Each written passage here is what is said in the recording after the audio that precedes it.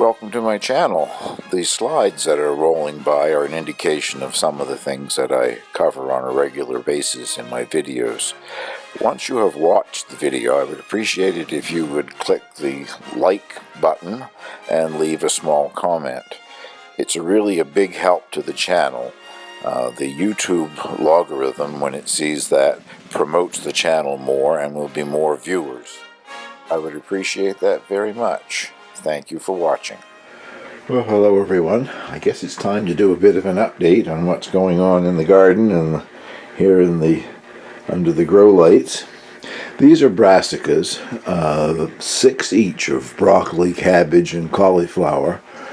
They were planted on April 24th, so they're just starting to get their first true leaves, but it will be early June before I transplant them out into the garden here anyway.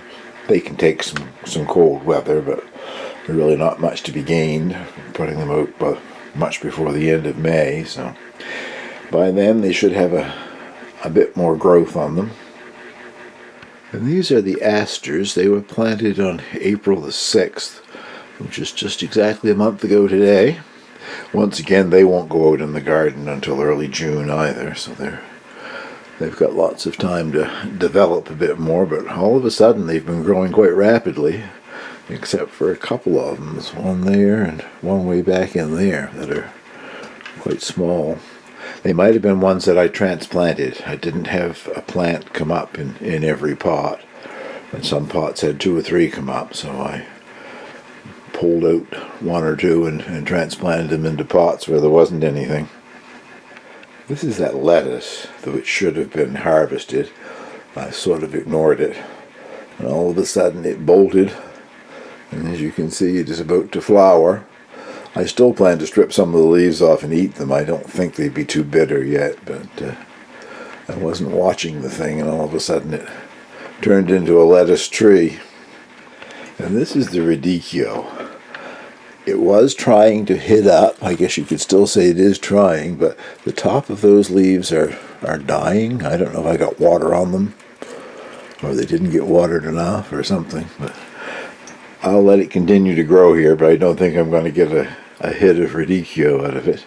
I do have some that I direct seeded in the greenhouse, and they're tiny, tiny, tiny at this point, but they're up and growing, so hopefully we'll get some that way. Well, that concludes everything that's left in here in the light garden. Now let's go out now and have a look at what's up in the regular garden plus the greenhouse. Well, before we go in the greenhouse, I'll show you some of what's been going on out in the garden. I filled those fabric raised beds in the greenhouse. I filled 9 large containers besides to grow potatoes in, and still had lots of soil left over, so I brought it out here and spread it on top of some of these beds that weren't very thick anyway. And in this one that you're looking at here, this patch of dirt, I planted 4 short rows, 2 short rows of parsnips and 2 short rows of carrots.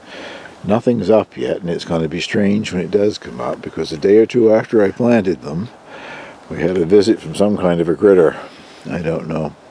Porcupine, raccoon, skunk. Somebody was digging for grubs, I would say. They dug up the area that's closest to the end here and then walked through the rest of it. So I'm just leaving it alone to see what comes up. Well, I don't think I've ever had garlic that was this tall this early in the year. This is May 6th. The variety is Red Russian. And I was particularly glad to see it come up because I couldn't remember which bed I planted it in last fall. I counted one day and there are 40 some odd plants there. I think that must be 100% germination or somewhere close to it. I don't recall how many I might have planted, but they're doing great anyway. So far they must be 10 inches tall at least, a lot of them. And this is that round fabric raised bed that I grew my strawberries in, the ones that I grew from seed last year. They came through the winter beautifully, and I moved them into the greenhouse. And that teepee or wigwam or whatever you want to call it has nothing planted by it yet, but plans are to grow scarlet runner beans up the canes. This is just outside of the greenhouse, and that is the nine containers of soil that I hope to grow potatoes in. I haven't even bought potato seed yet. And this is looking in the doorway of the greenhouse. As you can see, I put down wood shavings to make it a little cleaner in here walking around on the dirt floor. Also a number of things that will be vining. I'd rather they had something clean to grow on, so I've put down several bales of wood shavings. I'll take you around now and show you what's in each one of these beds. Most of them are planted. Well, this first bed has got the 4 chili de arbol, Spanish tree chilies that were growing under lights. They've been out here for 3 or 4 days now, at least, I guess. And in the front of the bed is Zamboni Rob, and the one to the left there. Broccoli de Rob, I guess, is the name of it. Maybe it's the same thing the English call rocket. At any rate, I planted too thickly, but I'm hoping that it grows before it gets too hot, because it doesn't like the heat. It's something that you grow in the spring or the fall, so it is up and going anyway. And next to that, I lost some of my herbs in here last winter, and it's a sage and a French tarragon. I'd had the French tarragon for, heavens, I don't know, 10 years probably. The voles got in here last winter and ate all of the roots. Whatever the root on a tarragon looks like, I don't know. There was just these brown things sticking out of the ground. I always just clip them back before it starts to grow. Well, just touch them and they fell over. They weren't attached to roots any longer. So I went to Canada Green. If you're in southern New Brunswick here in Canada, make a trip to Canada Green in St. George, New Brunswick. Wonderful garden center. Has always been my favorite garden center. You name it, you want it, they've probably got it. This bed is planted with my tomatoes. I brought one out a week ago. It was the one that I started early, the first day of spring. It was getting kind of large anyway, but I brought it out just as a canary in the coal mine type thing to see if it would survive, and it was doing quite well. So a couple of days ago I transplanted the rest of them out here. The one that I was out here first is right there, and probably, yeah, I guess you can make it out. It's the first one to bloom. There's a blossom on it right there. Almost all of them are budded, and they are the varieties called Sweet Tumbler. They are supposed to tumble or cascade, whatever, and not supposed to require any support. I do have some short canes that I've cut in 2 years ago, that I could give them some support if they do need it, but hoping that they don't. And you can see the fishing line going down here. This is my only indeterminate, excuse me, the others are all determinate, I get a bit confused. My only determinate variety, and it's that German green. I still don't know how you tell when a green tomato, if it doesn't change color to anything else, how do you know when it's ripe? But I guess I'm going to try to find out this summer. And I have it, I'm using the support system that I've used before. These things, they snap around the stem and also snap onto the fishing line there. That makes it quite easy, and it works quite well. Where it's growing, though, it can only go about 6 feet tall, so if it goes any taller than that, I'll just have to clip the top back on it, I guess. These are the strawberry plants. There are 9, 8 in that bed and 1 in another bed by itself here. They have really enjoyed the extra warmth in here. They've taken right off, and almost all of them have had a blossom or two. I'm not seeing any strawberry crop ready to harvest yet, but at least they're in flower. You see these round fabric pots with tomatoes in them. Those are more of the Sweet Tumbler. They're not for me. My hope is that once they start to get some ripe tomatoes on them, they're supposed to be the earliest tomato to ripen too, so time will tell, but once they get some nice red tomatoes on them, I will make an effort to see if I can sell them, pot and all. They're supposed to be a 5-gallon pot. Made in China. Must be a Chinese version of 5 gallons, because that does not hold 5 gallons. 3 or 4 gallons at the most, I would say. But anyway, big enough, plenty big enough for a tomato plant. These are the onions that came up in here from last year.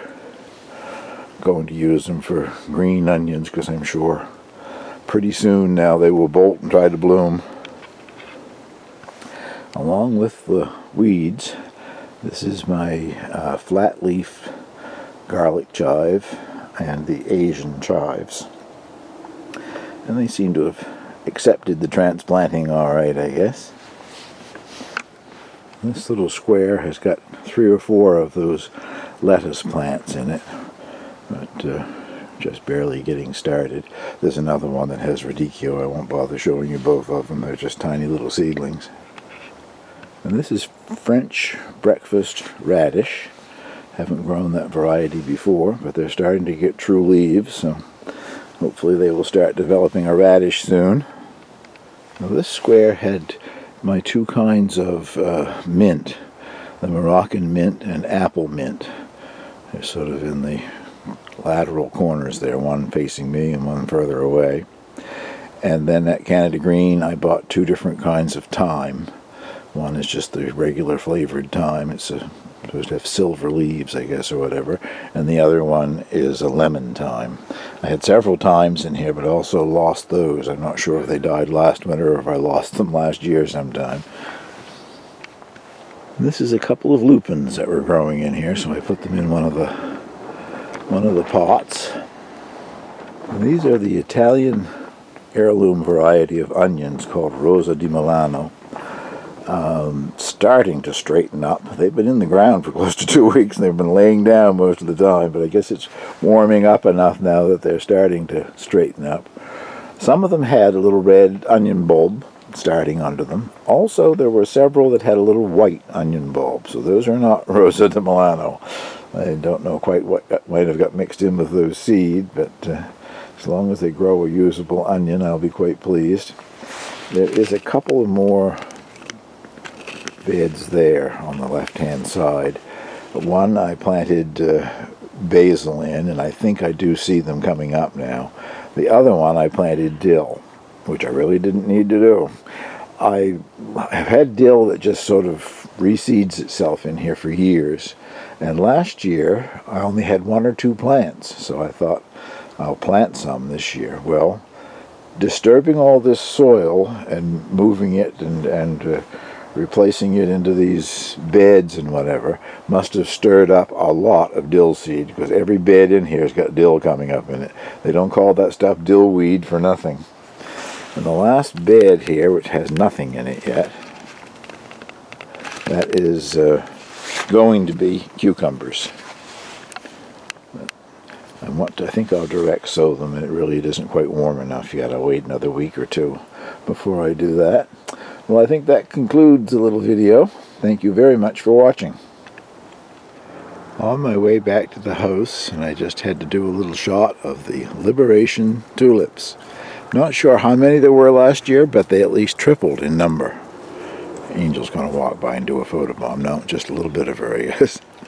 But they certainly have been beautiful. Been in bloom now for, I don't know, a couple of weeks, I guess. And once again, I'll say thank you very much for watching.